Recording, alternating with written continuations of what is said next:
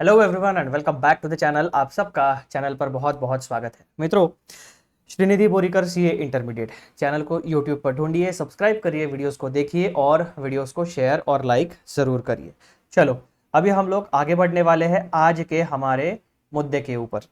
हमारा मुद्दा शुरू था ऑनलाइन आर्टिकलशिप ट्रेनिंग वाला, और वहाँ पर हम लोगों ने एक सीरीज शुरू की है जहाँ पर हम लोग जितने भी इनकम टैक्स एक्ट के अंदर चालान्स हमारे पास अवेलेबल है, उन चालान्स के बारे में हम लोग जानकारी हासिल कर रहे हैं। हमने एक छोटा सा कोर शीट बनाई है जो कि हमारी सेंट्रलाइज्ड शीट है। उस शीट में सारे चालान्स की लिस्ट है, उनमें किस प्रकार के टैक्सेस है और कौन से कैटेगरी में हम टैक्स पे कर सकते हैं। इसका एक सेंट्रलाइज्ड डेटाबेस हमने बनाया है।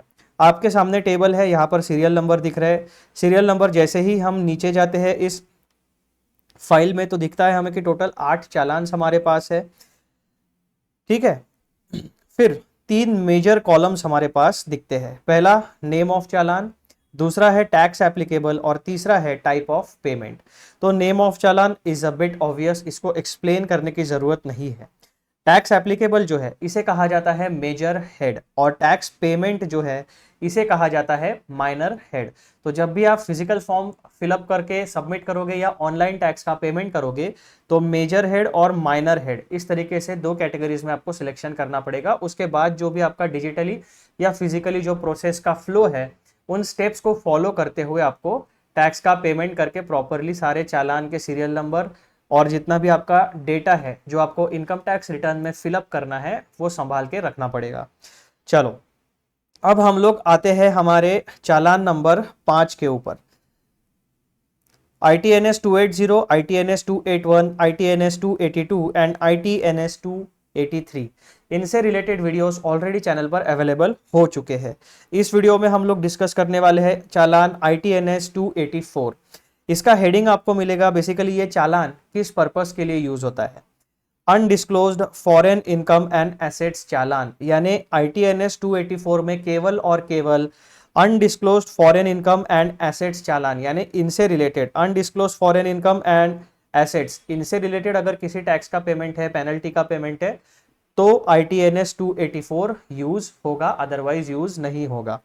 उसमें मेजर हेड हमारे पास कौन से है? Code number 020020, income tax on companies, basically legal status of entity, and code 0021 income tax other than companies. 2 प्रकार के जितने भी लीगल स्टेटस है बिजनेसेस के, लीगल एंटिटीज है, कंपनी हो गया, LLP हो गया, उसके बाद में पार्टनरशिप फर्म हो गया, आपका सोल प्रोपराइटर हो गया, ट्रस्ट हो गया, AOP, BOI, जितने भी अलग अलग एंटिटीज को पैन कार्ड मिलते हैं, ITNS 284 के पर्पस के लिए हमने उन सारे एंटिटीज को 2 मेजर कैटेगरीज में डिवाइड किया। एक है income tax on companies and income tax other than companies. तो बेसिकली यहाँ पर आपकी सारी कंपनीज आएगी जो पैन कार्ड में आपका प्रॉपरली मार्क किया रहेगा, और यहाँ पर अदर देन कंपनीज सारी एंटिटीज। फिर माइनर हेड में हम किस प्रकार का टैक्स पे कर सकते हैं? तो 2 प्रकार का टैक्स पे कर सकते हैं। Code 109 tax under undisclosed foreign income and assets and imposition of tax act 2015 for companies, और कोड 108 में tax under the undisclosed foreign income and assets and imposition of tax act 2015 other than companies. तो 2 प्रकार की entity, और दोनों entities के लिए ये जो हमारा एक प्रॉपर एक्ट बना था उसके तहत हम लोग कोड 109 एंड 108 के अंदर टैक्स का पेमेंट कर सकते हैं relating to undisclosed foreign income and assets. ठीक है, ये हो गई बेसिक जानकारी ITNS 284 के बारे में। अब एज यूजुअल हम क्या करने वाले हैं, ITNS 284 के एक्चुअल फिजिकल चालान का जो फॉर्मेट होता है उसको ध्यान से पढ़ने वाले हैं। तो सबका ध्यान बिल्कुल यहाँ पर होना चाहिए। सबसे पहली फील्ड जो है हमारी वो यहाँ पर है, ये डेटा फील्ड नंबर 1। यहाँ पर आपको मिलेगा चालान का serial number, that is ITNS 284। उसके बाद डेटा फील्ड नंबर 2, यहां पर आपको दिखेगा, चलो इसको मैं शफल कर देता हूं। सबसे पहले नंबर 1 पे हमें मिलता है हेडिंग। ये चालान का हेडिंग क्या है? Undisclosed foreign income and assets challan. ठीक है, डेटा फील्ड नंबर 2 पे हमें मिलता है सीरियल नंबर। चालान का सीरियल नंबर है ITNS 284। उसके बाद में ये वाला जो पोर्शन है टैक्स एप्लीकेबल, ये होता है मेजर हेड। मेजर हेड में हम केवल यहाँ पे अगर हमारे पास जितने भी ऑप्शन होंगे उसमें से केवल एक ही सिलेक्ट कर सकते हैं। ITNS 284 के लिए हमारे पास दो ऑप्शंस है, इन दोनों में से केवल एक ही ऑप्शन हम सिलेक्ट कर सकते हैं। दैट मीन्स व्हाट, जितने भी ITNS के चालान्स हैं उन सारे चालान्स के लिए एक यूनिवर्सल नियम है, एक यूनिवर्सल रूल है। वो क्या, एक पर्टिकुलर चालान आप किसी भी एक ही पर्टिकुलर टैक्स पेमेंट के लिए यूज कर सकते हो। आपको एक से ज्यादा एंटिटीज के लिए टैक्स पे करना है या एक से ज्यादा कैटेगरीज में टैक्स पे करना है तो आपको सेपरेट चालान्स यूज करने पड़ेंगे। ठीक है, डेटा फील्ड नंबर 3 में हम डिसाइड कर लेंगे कि हमारे एंटिटी का स्टेटस क्या है, उसके अकॉर्डिंगली आइदर इसमें टिक करेंगे और इस बॉक्स में टिक करेंगे। फिर डेटा फील्ड नंबर 4 में हम लोग लिखने वाले हैं हमारा असेसमेंट ईयर, कौन से असेसमेंट ईयर के लिए हम टैक्स पे करने वाले हैं अंडर दिस कैटेगरी।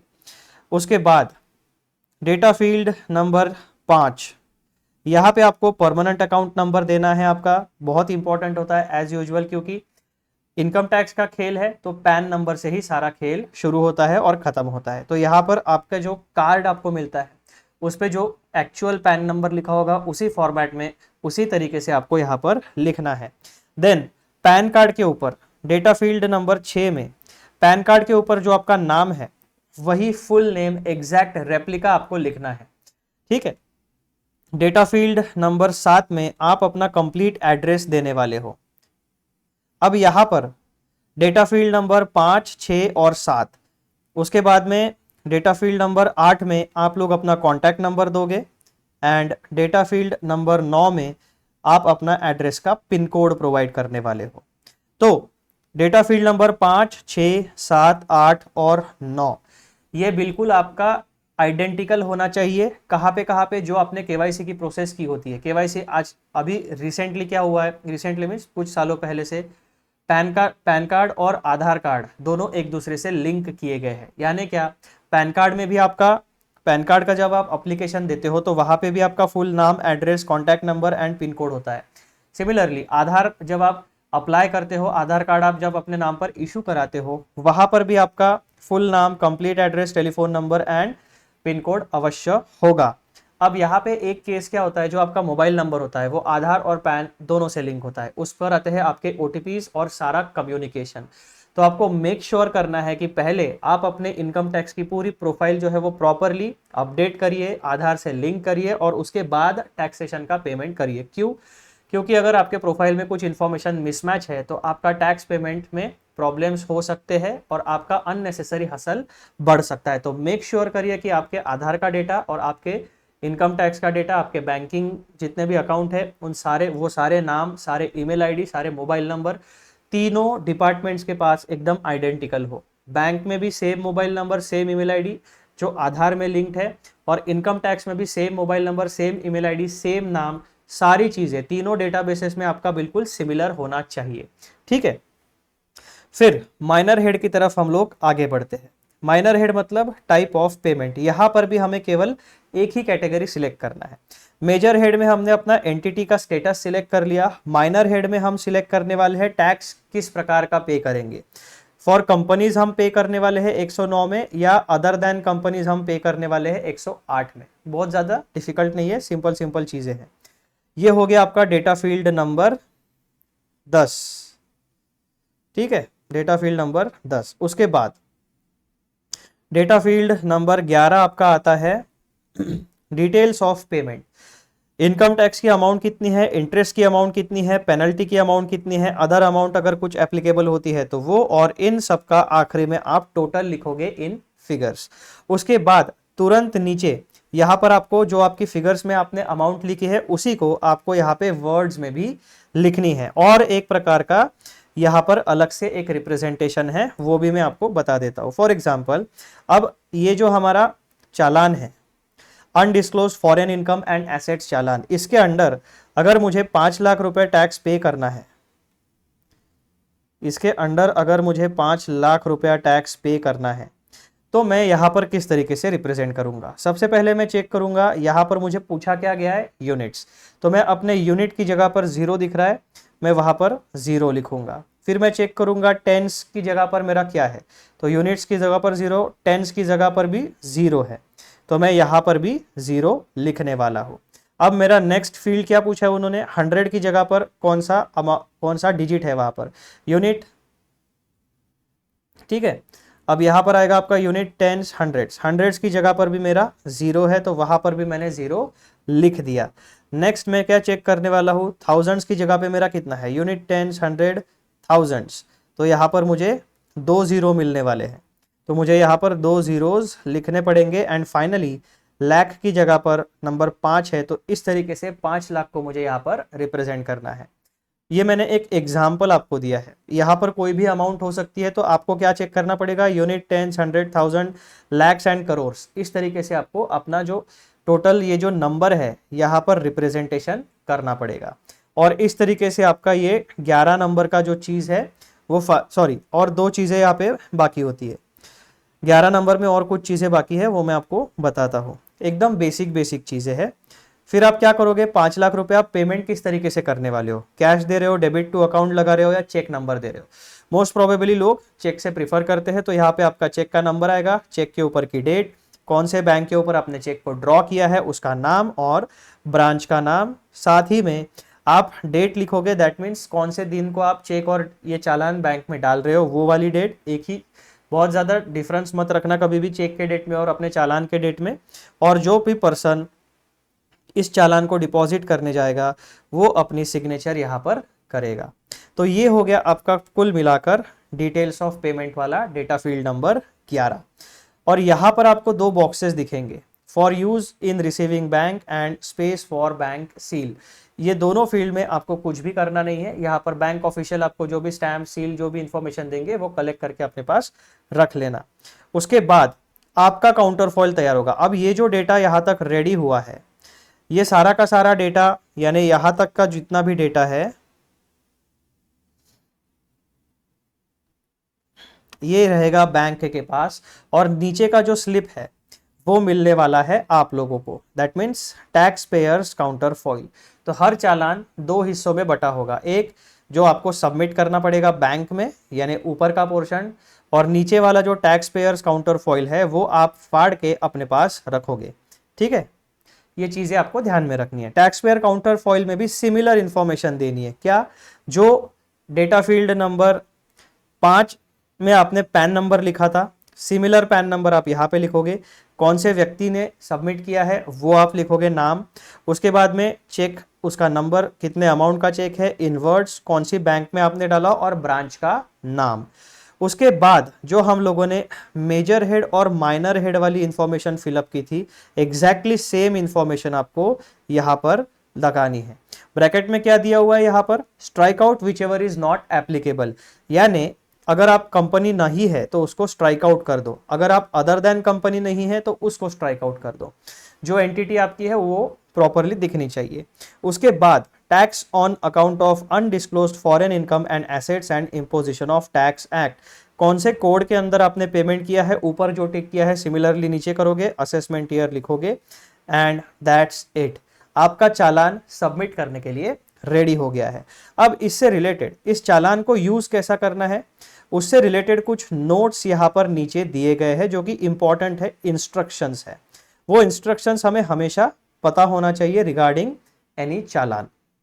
अब ये जो नोट्स है ये स्पेसिफिकली ITNS 284 के लिए है, तो ये इंस्ट्रक्शंस ITNS 284 केवल उसी के लिए एप्लीकेबल रहने वाले हैं। सबसे पहला point, please use a separate challan for each type of payment, यानी यहां पर देखो 2 कोड है तो आप एक ही चालान में इन दोनों कोड को सिलेक्ट नहीं कर सकते, किसी एक कोड को सिलेक्ट करना पड़ेगा मेजर हेड में। सिमिलरली टाइप ऑफ पेमेंट में भी टिक 1, यहां पर 2 कैटेगरीज आपको मिलती है तो आप दोनों को सिलेक्ट नहीं कर पाओगे, किसी एक को ही आपको सिलेक्ट करना पड़ेगा।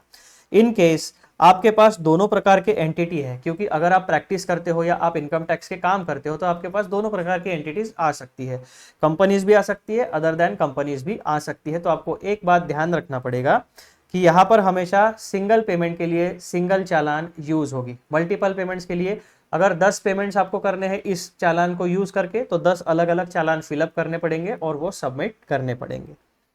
ठीक है, point number 2, please note that coating your permanent account number is mandatory, यानी ITNS 284 जब भी आप फिलअप करोगे और सबमिट करोगे for the payment of tax, तो आपका पैन कार्ड मेंशन करना मैंडेटरी है। अगर आपने पैन कार्ड मेंशन नहीं किया तो आपका टैक्सेशन का पेमेंट एक्सेप्ट नहीं होगा और ऑब्वियसली क्लियर भी नहीं होगा। Point number 3, please note that quoting false PAN may attract a penalty of ₹10,000 as per section 272 capital B of Income Tax Act 1961। तो एक प्रोविजन आपको पेनल्टी की यहां से पता चल गई। आपको हर एक चालान में पेनल्टी की प्रोविजन अवश्य मिलेगी और उसका सेक्शन जो रहेगा वो 272 कैपिटल बी रहेगा। 272 कैपिटल बी क्या कहता है? अगर आपने चालान में गलत इंफॉर्मेशन जानबूझ के प्रोवाइड की है तो आपको 10,000 तक की पेनल्टी लग सकती है। Point number 4, Please tick box given against minor head 109 if tax under the head undisclosed foreign income and assets and imposition of tax act 2015 being paid by company, or tick the box 108 if the tax being paid by the entity other than companies। Basically यही हमने discuss किया था, जिस प्रकार के आपकी entity है उस कोड के आगे आप लोगों को टिक मार्क लगाना है। यहां पर लेकिन बात क्या हो रही है? माइनर हेड की बात हो रही है। Please tick box given against minor head 109 if tax under head undisclosed income being paid by company. अगर आपकी जो एंटिटी है, अगर आपकी एंटिटी मेजर हेड में आपने कंपनी सिलेक्ट किया है तो नीचे जो माइनर हेड है वो 109 आपको सिलेक्ट करना है। और अगर आपने 0021 अदर देन कंपनीज को आपने सिलेक्ट किया है मेजर हेड में, तो माइनर हेड में आपको 108 में टिक करना है। ये बेसिक इंफॉर्मेशन उन्होंने बताई है वहां पर। पॉइंट नंबर 5, टैक्स पेयर्स में प्लीज ड्रॉ और issue cheque DDs towards payment of tax as under, यानी जब भी आप चेक लिखोगे या डीडी डिमांड ड्राफ्ट जनरेट करोगे तो उस पर नाम किसका होना चाहिए, किस तरीके से होना चाहिए। तो आप लिखोगे पे name of the bank where the challan is being deposited. तो अगर आप SBI में जाते हो तो लिखोगे SBI और जो भी ब्रांच होगी उसका नाम, ठीक है। HDFC में डालते हो तो HDFC। जो भी बैंक टैक्सेस इस प्रकार के टैक्स को एक्सेप्ट करती है जहां पर आप डिपॉजिट करने जाने वाले हो टैक्स, उसी बैंक का नाम, उसी ब्रांच का नाम लिखना पड़ेगा, ठीक है। पे XYZ bank account income tax, बस इतना आपको लिखना है, ठीक है। उसके बाद में एक important information, please use this challan for depositing taxes types of payment mentioned over leaf, kindly do not use this challan for depositing tax deducted at source। Basic information है, अगर ये बताने की जरूरत नहीं है, लेकिन क्या हुआ होगा पास्ट में बहुत सारे लोगों ने इससे रिलेटेड अगर कोई TDS है यानी अनडिस्क्लोज्ड फॉरेन इनकम या इससे रिलेटेड कुछ भी चीज है या TDS भी है, तो लोगों ने क्या किया होगा, उठा के चालान 284 में फिलअप करके TDS के नाम से दे दिया होगा। लेकिन ऐसा मत करना, एक कॉमन सेंस वाली बात है। पास्ट एक्सपीरियंस की वजह से इनकम टैक्स डिपार्टमेंट को ये नोट देनी पड़ी होगी, उन्होंने दी है, हमने समझ ली है। फिर kindly ensure that the banks acknowledgement contains the following. यहां पर जो आपको एक्नॉलेजमेंट मिलने वाला है, ठीक है, बैंक का सील और स्पेस फॉर बैंक का सील। तो ये जो काउंटर फॉइल पे आपको जो एक्नॉलेजमेंट मिलेगा, बैंक का सील रहेगा उसके ऊपर आपको 3 इंफॉर्मेशन हमेशा हमेशा चाहिए, वो कंपलसरी है। ये इंफॉर्मेशन जब तक आप इनकम टैक्स रिटर्न में फिलअप नहीं करोगे, आपको इनकम टैक्स डिपार्टमेंट कहेगा कि आपने कंप्लायंस नहीं किया है और नोटिस के ऊपर नोटिस आपके पास आते रहेंगे। तो ये इंफॉर्मेशन आपको हमेशा ITR में फिलअप करके सबमिट करनी पड़ेगी। पहला 7 digit BSR code of the bank branch, दूसरा date of deposit of challan and तीसरा चालान सीरियल नंबर। ये 3 चीजें हमेशा इनकम टैक्स रिटर्न या जो भी आप कंप्लायंस का फॉर्म फिलअप करने वाले हो वहां पे आपको देना जरूरी होता है। तो मित्रों, ये था discussion regarding challan ITNS number 284। This is a very very unique challan for a very specific purpose. इसका पर्पस क्या है? Undisclosed foreign income and assets challan. तो undisclosed foreign income and assets से रिलेटेड टैक्सेशन का कोई भी पेमेंट होगा तो आप ITNS 284 का इस्तेमाल करने वाले हो, ठीक है। चलो, this is the end of the video. And जाने से पहले चैनल को सब्सक्राइब जरूर करिए, वीडियोस को शेयर करिए, लाइक करिए। चलो, और वीडियो देखिए पूरा, है ना, आप लोग वीडियो देख नहीं रहे हो। चलो बाय बाय, अगले वीडियो में मिलते हैं।